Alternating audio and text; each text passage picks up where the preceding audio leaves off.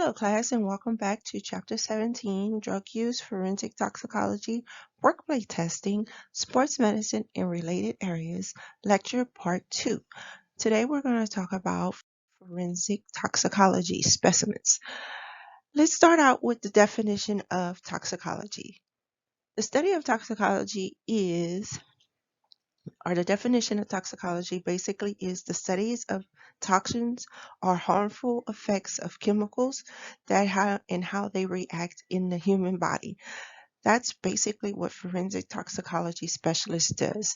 If a person comes to a morgue or a criminal case has come into play and it was done by a suspicious means, what a toxicologist would simply do is search to see if there is any toxins involved, how was it harmful to the human, and how was it, or what drug it was used, or if there was a drug used, so the detection of it, and how did it react to that person before the expiration date of themselves has occurred.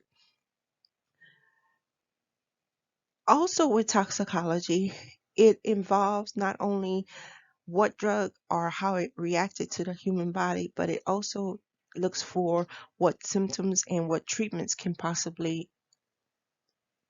come out of the poisoning of a toxin.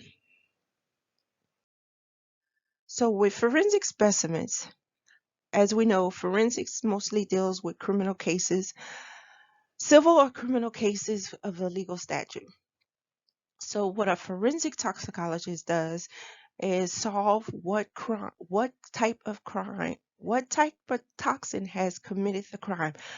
Woo!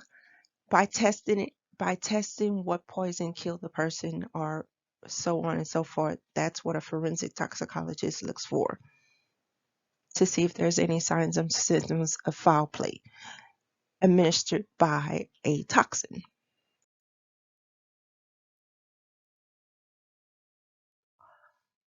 There are different ways that you could collect for a specimen. You can use arterial or venous blood. You can look in bones. You can do a bacule or cheek swab, even as simple as capillary blood, clothing, fabric, dry blood stains, hair from the victim. All those aspects can be used to test for toxins inside a person.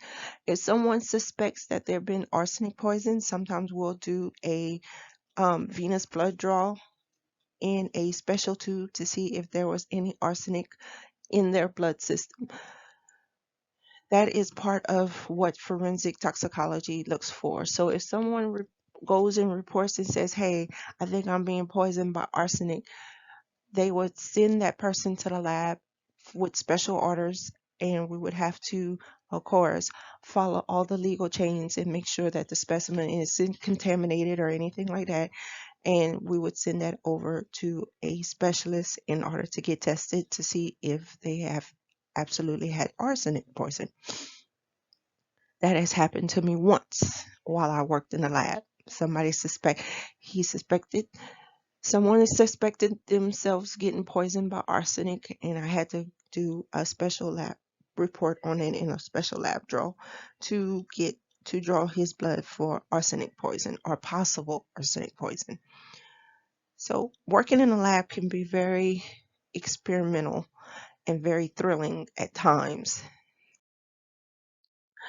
Another means of collecting specimen samples for forensic toxicology is scrapings under the nail, saliva, gastric fluid, bile, skin, sweat, somebody's sperm, semen residue, teeth marks, urine, vaginal swab.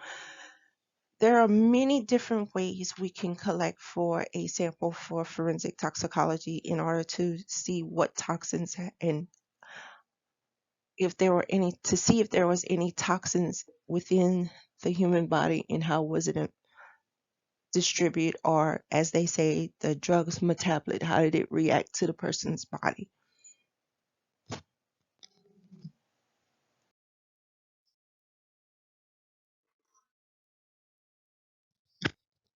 So once we collected this evidence Of course, we have to document the evidence, where we found it, where it came from, what specimen did we collect it from, what body part did we collect it from. Everything has to be documented. So if we collected a vaginal swab, we actually have to say this was a vaginal swab off the victim Jane Doe, especially if it's a criminal case and there's no foul play along with it, but suspected foul play. We would go into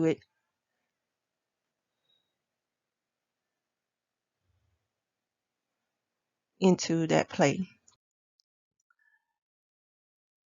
Now there's a difference between a forensic toxicology labs and a regular lab analysis.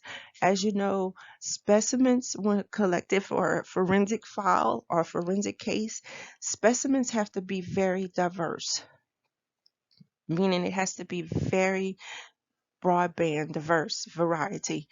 Specimens sometimes may be decomposed or exposed to different elements such as rain, mud, mixed with other human specimens, cat hair, rug fibers.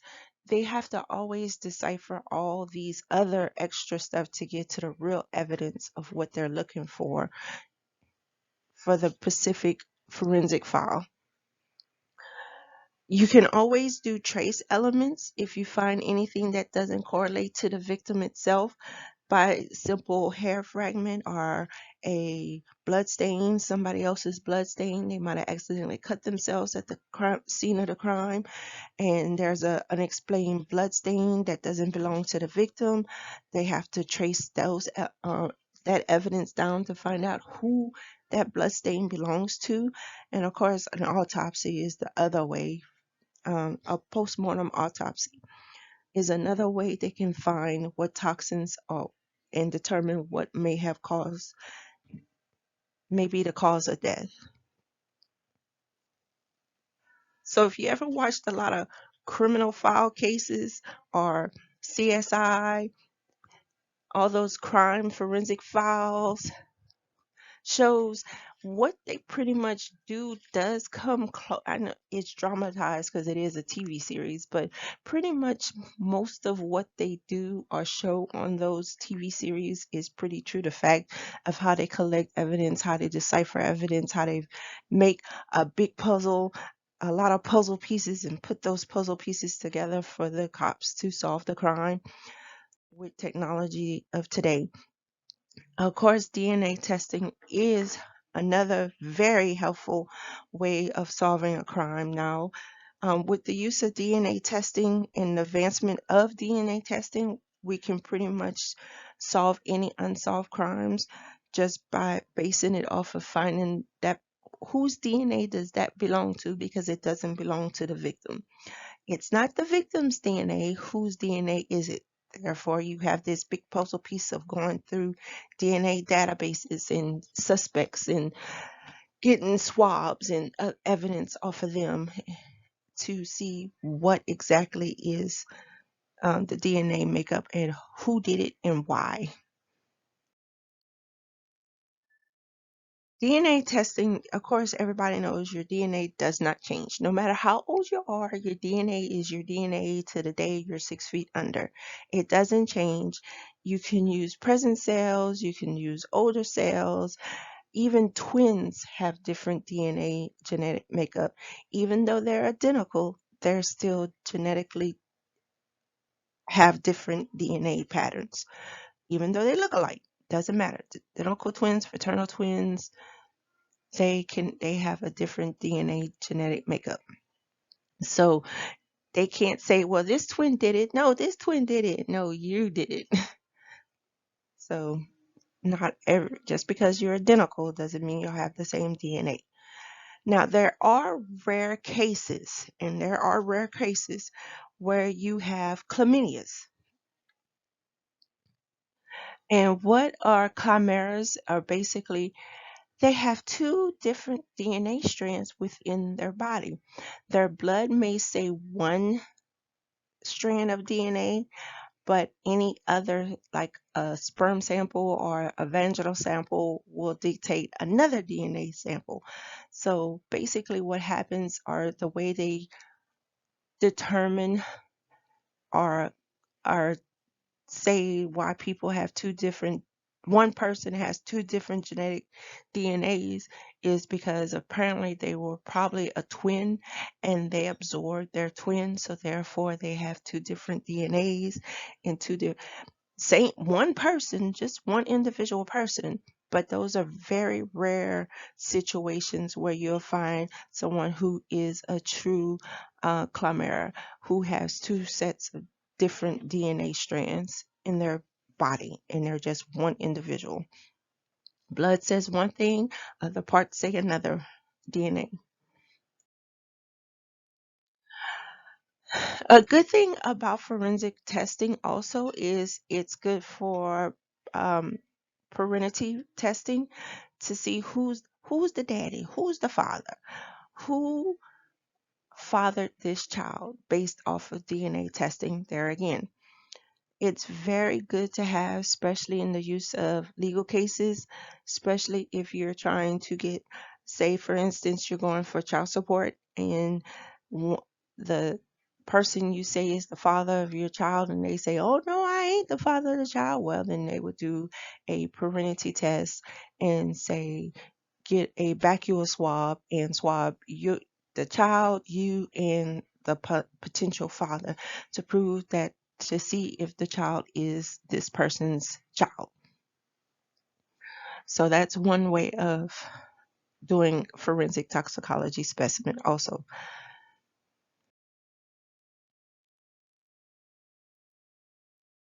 Adoption, do a paternity test to find out who's your real parents, or to look for your parents if they so choose to be looked for. You can find out who they are through DNA testing if you are an adopted child. To prove, so pretty much paternity test can prove anything. It can do your heritage to see if you're Native American, East Ethiopia, um, come from a long distant African tribe. It can track where your heritage is all the way back. It's good for confirmation of twins to determine twins' identity, because it doesn't matter if you're fraternal or identical, you're still going to have two different DNA makeups. So paternity tests are very good for that cause too. And also back a long time ago, if parents couldn't handle two babies, they would keep one and adopt out the other child, just to give that other baby a chance at a good life, because they knew they couldn't handle both children at the same time. So what if the twins wanted to find each other? Well, they'll do a paternity test to find each other if they so choose to down the road. So this is one way of forensic toxicology comes into play. It's not always about a criminal case. Sometimes it's to find who you are. When we do a criminal case and we have to do specimen testing for a criminal or civil case, we always have to follow a chain of command. And basically what a chain of command is to simply trace wherever this specimen has gone. From whose hands to whose hands to whose hands, where has it transferred from? So we have to keep a detailed record of who has the specimen at that specific time. And we simply on a documentation say, okay, my name is, and you put your initial. The time I collected the specimen from this person, you put that time, and what day did I have this specimen, and you put the date. That is called a paper trail, or chain of custody. So as it moves from one person to another, we have to make sure we document, especially in a civil or criminal case file, because one little slip up in the chain of custody, a defense attorney can automatically say, well, hey, this evidence is irrelevant because we don't know if it's been tampered with or altered because we don't have a complete chain of custody of where this specimen has gone and where it went and who touched it and how. When we're doing a chain of custody, we always require identification and verification. We just don't hand it off to in everybody. You always have to have your chain of custody form always has to have the patient or subject information. It has to also have the individual who has obtained it and processed it through the system, the date, the location that this specimen was found, and it has to have the signature saying that this particular container or this bag of evidence has this specifically in it. So it has to be very Pacific and not Atlantic. And it has to be labeled not only on the evidence bag, but the specimen itself, if possible, has to be labeled in its special container also. So it's a lot of duplications whenever you're dealing with the chain of custody and forensic files cases in a civil or criminal case. Every evidence bag has to have a tamper-proof seal as it's being transferred. So when you're getting it from somebody else, it's in a tamper-proof baggie with all the information on it. As you open that tamper-proof bag, you have before you can transfer it to someone else, you have to put it in a new tamper-proof evidence bag to send it to the next person that it goes to. So each time it gets transferred over, it has to be put in a new tamper-free or tamper-proof bag, evidence bag, each time it moves around, to prove that it is the viable specimen, that nobody else has touched it after I touched it. Because why? Is in a tamper-proof bag. So that's basically what forensic toxicology involves as far as the criminal investigation, parenty, and testing, DNA testing, and solving crimes. So whenever we are talking about collecting specimens for a forensic analysis, it's always very important that we adhere to these principles, that we follow to the letter. We always have to avoid any potential contamination to make sure that the evidence that we collected is viable and that it hasn't been contaminated. So whenever we're dealing with a forensic or a civil or criminal forensic toxicology specimen, we always are required to wear gloves. That's a gimme. I'm not going to touch something that I don't know where it came from without wearing gloves. That's proper protocol. We always try to collect this specimen early as possible, and so the evidence can be more, because as time passes, it decreases the chances of getting any retrobutal evidence off of this specimen. So the earlier we collect it, the better the chances are. That's why forensics team, whenever there's a case or a file come into play, they're always like the second people that show up besides the police officer who reported it, to come in to investigate a crime scene before the real police remove the body or anything else, so they can collect any evidence to see if who done it and how it was done and everything else. We always have to handle it appropriately. Um, that's with anything we deal with any type of specimen, but it's more so with forensic specimens or criminal, especially criminal and civil and criminal case specimens that are dealing with forensics. We always have to properly handle it, meaning it has to be transported the correct way. If it has to stay cool, stay cool. If it has to stay at body temp, it has to stay at body temp. If it has to stay warm, it has to stay warm. So we have to make sure we store it and transport it properly from when we're transporting it out. Of course, label appropriately. We always have to label everything appropriately.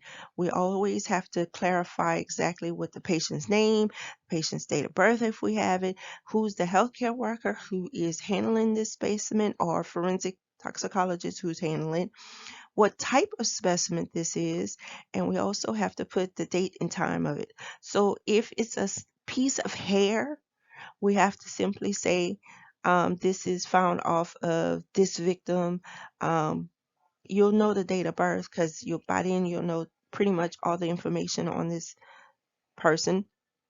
and you have to put your initials saying you're the one who's labeling it, and you have to put that it is a hair follicle and the time and date that it was collected. So this is basically every time you see a forensic toxicologist putting something in a little evidence bag, that's basically what they're writing down every time on every specimen that's collected in the tamper-proof bag. And we have to make sure we ensure security. That's number one. That is like the number one thing, to always make sure that it is secure. Like I said, every time you move it around, it has to go in a new tamper-proof bag before it gets transferred to the next person. We must always maintain continuity. Once this specimen is collected, it must have a handling record, meaning a chain of custody from where it goes from one place to another. And we have to document collection, which is always the case. It is always document, document, document, document. We always have to say when we transferred it, what details we have found off of this, who did we transfer it to, when did we transfer it, and to whom did we transfer it to. So all forensic toxicologists have to follow those set of rules. Right. The next subject we'll talk about is workplace drug testing. So basically, workplace drug testing is when an employer can take or demand an employee to do a drug testing for a potential job, or if they're already on the job and they just want to do a drug screen to make sure that the person is not in use. Now, when a employee works under federal guidelines, they have to, such as DOT or Department of Transportation or Department of Defense, or for a Nuclear Regulatory Commission, or Federal Motor Carrier Safety Administrator, or for the Federal Railroad, they are very strict about drug testing, because you are basically moving a heavy or a suspected dangerous vehicle. Even if you work for the airline, you have to get drug tested, because that's a plane. You're flying in the air, thousands of feet above the air.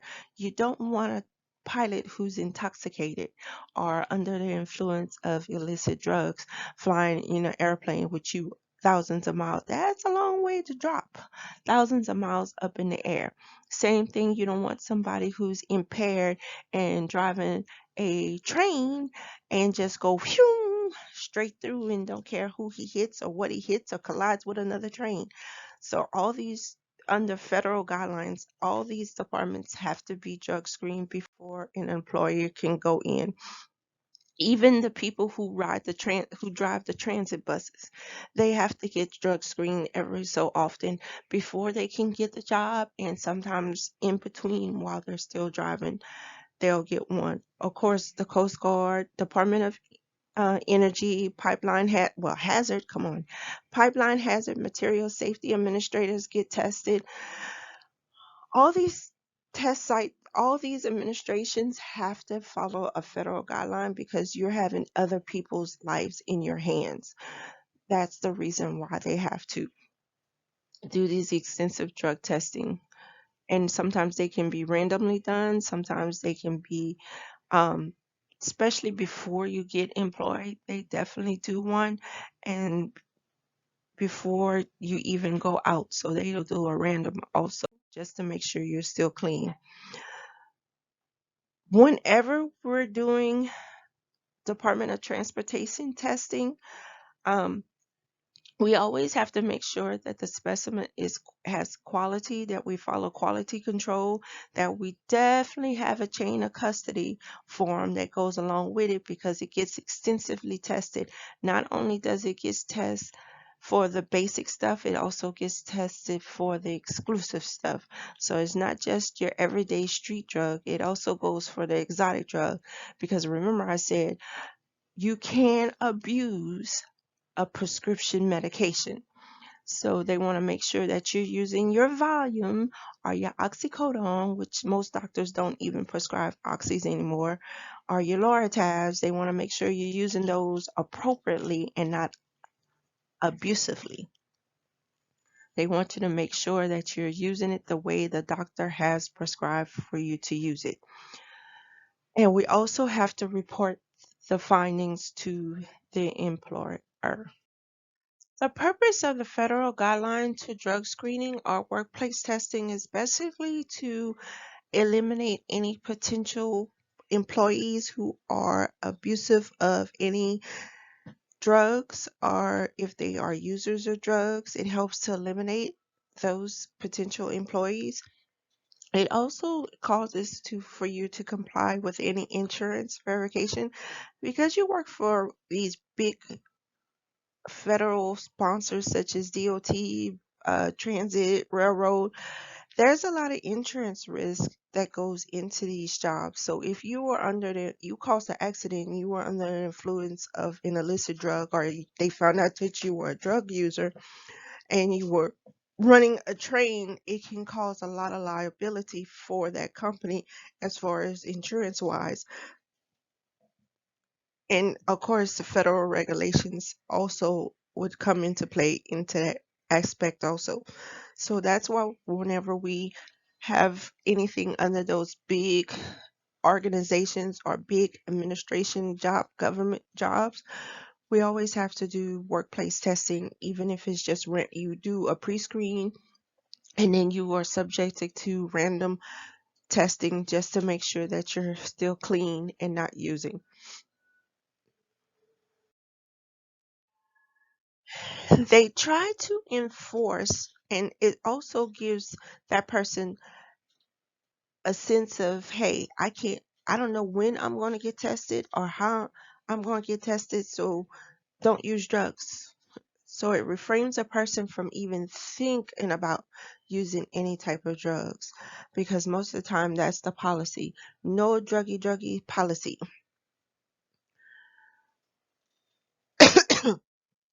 Excuse me.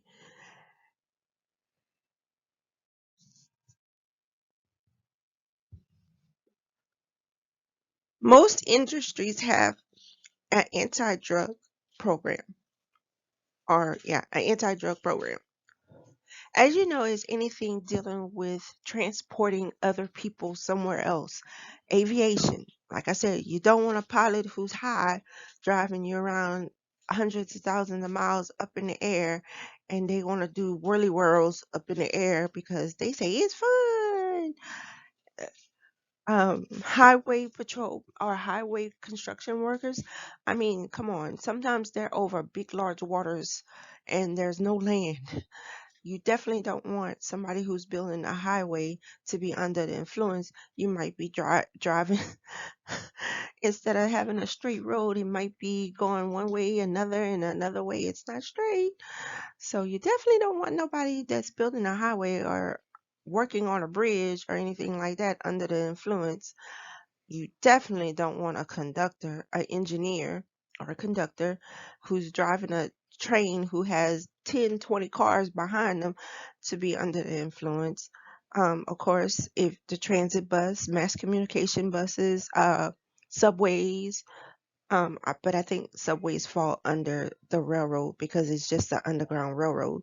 Um, Trolley cars, um, you definitely don't want these types of people working under the influence. Someone who's working on a pipeline, an oil pipeline, oil and gas is very highly flammable already. And if you make a mistake, you can cause a big catastrophe. So we definitely don't want them working under the influence of any drug habits. So they usually have what they call an anti-drug program. Um, those who are transporting hazardous material, those trucks you see with all those different signs that we learned back in the beginning chapters where it says this is flammable, this is toxic. All those trucks with those different signs on them. Um, Definitely don't want them under influence because they take that truck over.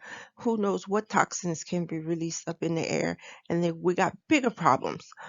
Maritime, you definitely don't want nobody working offshore who's um, under the influence because if they fall off that rig, half of the time, especially if they're working in the Gulf, there's sharks out there. And I know there's sharks because I've been to Gulf shores and I've seen a shark. It wasn't close to land, close to the beach, but it was close enough for me to see a fin, and it wasn't a dolphin. So just imagine you falling in that water, you're shark bait, and there's no railings on those rigs. So any safety sensitive job that requires your life and those of others, we definitely want they are definitely under the anti-drug program to where they're not supposed to use any type of illicit drug or abuse any prescription drug if they're on a prescribed drug. They have to use it the correct way.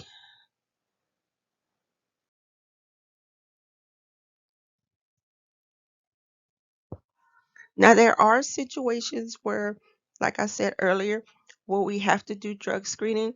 We do one for pre-employment. Now, usually if a company is going to pay for a drug screen, that pretty much means you're in the door so far, as long as your test comes back negative. But if it comes out positive, then your chances of getting hired has went to zero, pretty much. Um, And if you're about to be promoted, some companies make you go through a drug screen just to see, okay, did they really handle their previous job or were they under the influence that made them handle their previous job? Because, like I said, not all abusers show signs and symptoms that they are using. Some can handle their drug very well, and some can't, because remember I said it all depends on a person's build, their physical aspect, how the drug metabolizes in their body. All those come into play. So if you're going to get promoted, they're usually going to give you another drug screen to make sure that you are not under the influence. Oopsie, change slides. uh Physicals, people who work maritime usually have to go through a drug screen along with their physical tests because it's an annual thing that they do.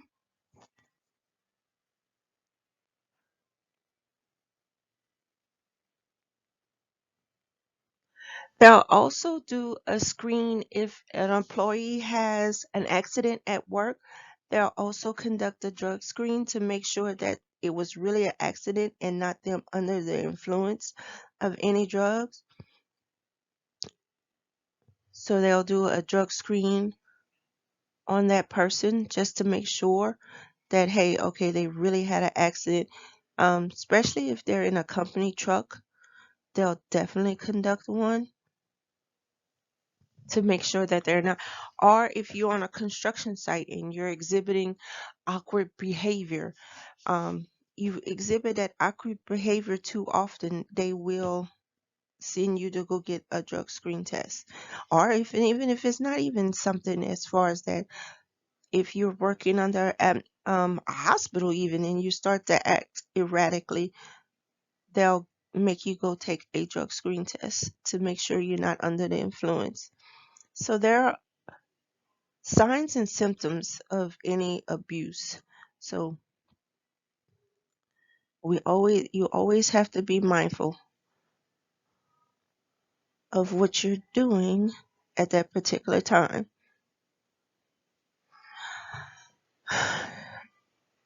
Or they have to be mindful at that particular time, should I say, when they're doing these drug screen tests. Because not all the time someone who has an impairment or anything is always drug related. It could be a health issue. So they just want to make sure it's not the influence of drugs that's causing the person to be impaired while they're at work. Random testing is very common. especially in high safety risk jobs. Random testing will be conducted a lot, due to the fact of its danger. So they'll do random testing. Sometimes before someone goes back offshore, depending on what location they are, before they can get back on the rig, they'll go through a random drug screen. If you have an accident at work, they'll do a drug testing on you also. Like I said, they want to make sure that it was really work related and not caused by the influence of a substance or a drug. And when I say drugs, it doesn't necessarily mean drugs. They also consider alcohol a type of drug also. So it'll be drugs and alcohol to make sure you're not under the influence when you had the accident at work. So they'll test you at that time. Now, you do if they do find out that the accident was caused, depending on the severity of it, they'll send you through treatment, and before you have clearance to come back to work, they'll basically do another test on you and clear you to come back. Not all the time that it's grounds of termination. It just all depends on the type of accident you had. If it was severe and you were found under the influence, it'll be the employer's discretion if they want to take you back after they finish sending you through a rehab or treatment center. We sometimes do drug testing to investigate to make sure, especially when there's suspected cases of child abuse or elderly abuse of the caretaker. We want to make sure that this person, and not when they say abuse is, remember, abuse is not always a physical thing. It can be a mental thing also. Um, Especially with the elderly, they have abuse. They may not be abused physically, but they're abused psychologically. Like some people take care of their older parents or parents who are elderly just to get their social security check. And these people won't see anything. They're starving. They barely are allowed outside. So that's the type of abuse you can suspect too. Big company trucks, they'll do testing for those. Also, if you're driving those big company trucks, the information that is distributed out once we have administered a drug test all depends on the employer itself. What do they want you to report? What type of specimen do they want you to report? How they want you to report it? Making sure that you follow, of course, there's that word again, chain of custody. Making sure you have the employer sets up a program as to how high of a positive number do you want to go, and if the person is negative, what do you do? We have to make sure that the test is viable. That is, if one test proves it's not, they always have to have a confirmatory test. Because remember, sometimes you can do a drug screen and it can come out very, very faint or very, very light due to alterations done by the person who is donating the specimen. So we have to follow up with a confirmatory test to make sure that they are, like, yes, they are under the influence of benzos, or they are under the influence of morphine or heroin, or yes, they were under the influence of marijuana or LSD. So we have to make sure we follow this up with a compliancy test. Now, depending on the person's body type and body form, some drugs can stay in somebody's system for a long period of time. Let's take, for instance, alcohol. Alcohol, just 1 ounce of alcohol can stay in a person's body for an hour and a half. So most people don't. When they go drink, they don't drink 1 ounce. They drink ounces. So for every ounce, you add an hour and a half to that ounce. So sometimes that's why necessarily it's not that you have a hangover, you're still going through the process of the alcohol evaporating out of your body. So this is the reaction of it because most of us are, hopefully most of us don't, but and maybe in our heyday or whatever, we would drink till we almost black out. We feel good, we get sick, we think it's over, we wake up with the biggest hangover. No, hangovers are just ways of the alcohol still burning off your system because, like I said, for every ounce you drink, it's an hour and a half. It's added to that time. So if you take 12 ounces, that's almost 15 hours before it evaporates. Yes, you have 24 period in an hour, but you started drinking at 10. So guess what? 15 hours from 10 o'clock at night is pretty much the next day. Cocaine can stay in a person's body for anywhere from 2 to 10 days. Morphine can stay in a person's body 2 to 3 days. LSD stays only in your body for 8 hours, hence why most people, when they coming down, they do another LSD pill. And that's just to name a few that can stay in your body system. See,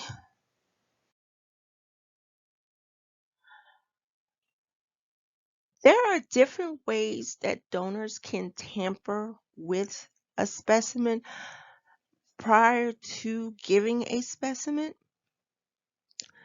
especially with individuals who are going through rehab hospitals. They'll sometimes try to tamper it just to hide the fact that they're using again. So we have to be mindful that especially if we're doing a urine test, we have to make sure that the water system only distributes cold water. It can't have hot and cold. So both you turn on the hot side, guess what? The hot side is never going to get hot. It's going to stay cold the whole time. Blowing of the toilet water keeps them from scooping up the toilet water along because they probably would have urinated. They're just scooping the water out the commode, out the toilet to kind of distort it or to tamper it.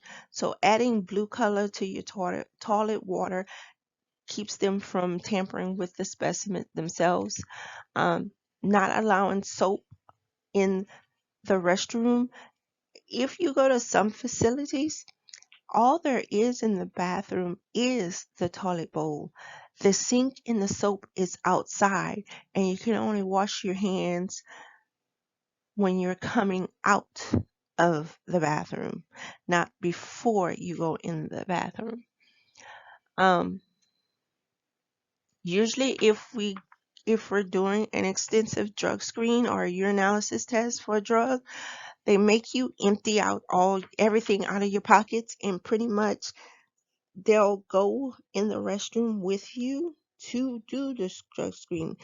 I mean, it's not that they're actually watching you use the restroom, but they're in there to make sure you don't use the old um, exchangeroo on your urine sample.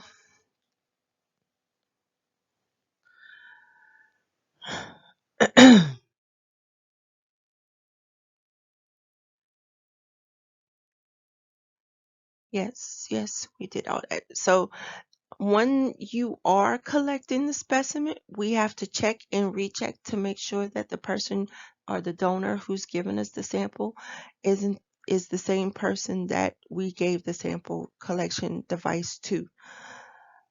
And we can only do one person at a time. We can't have multiples because of the reason being that we're making sure that the specimen isn't tampered with. So That is our job.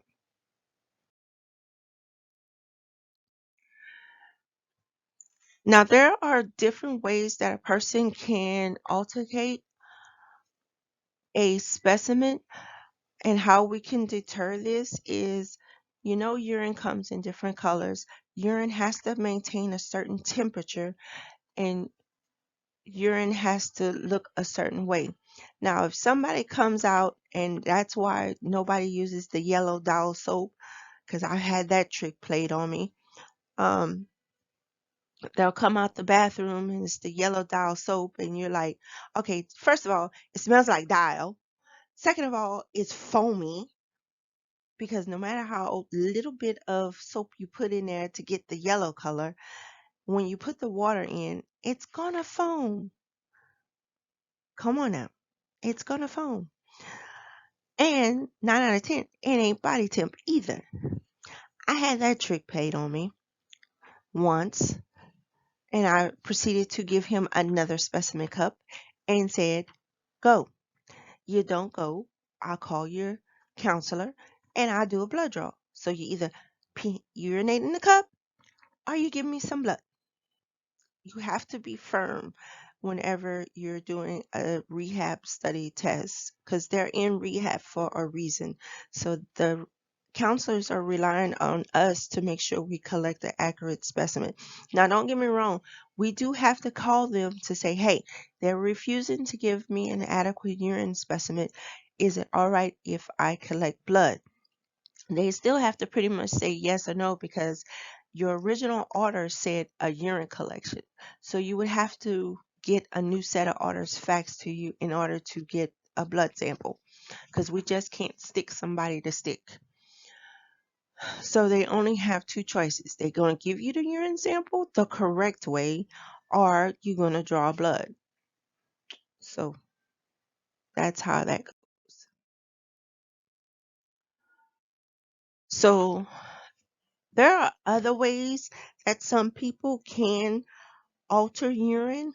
Um, it's very hilarious sometimes.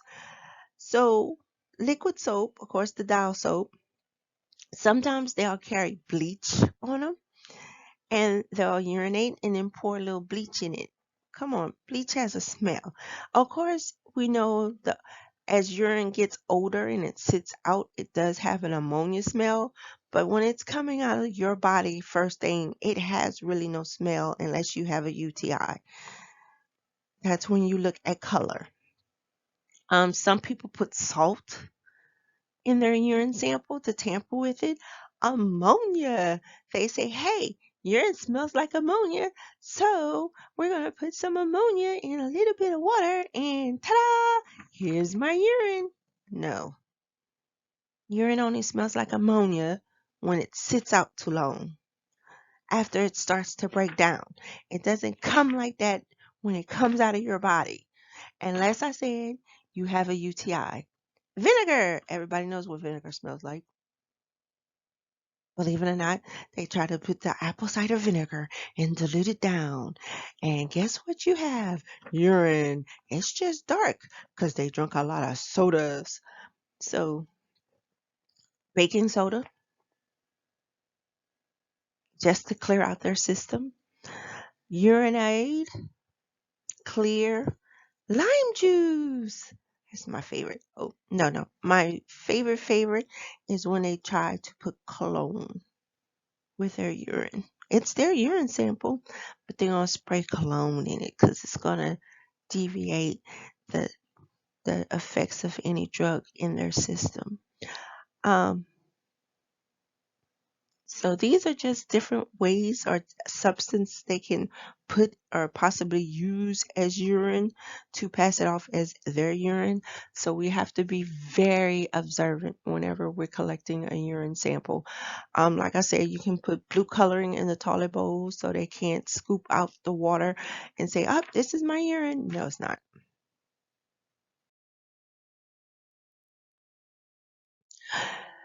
All right.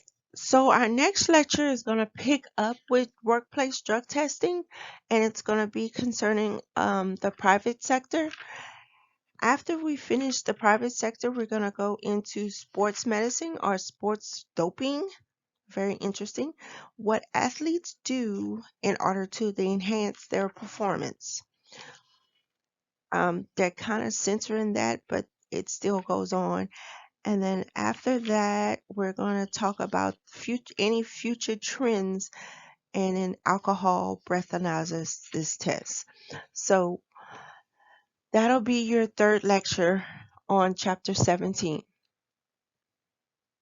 If you have any questions about this chapter, please feel free to text me or to message me in Edmodo. I hope you enjoyed this lecture. I thank you and have a nice day. Bye bye.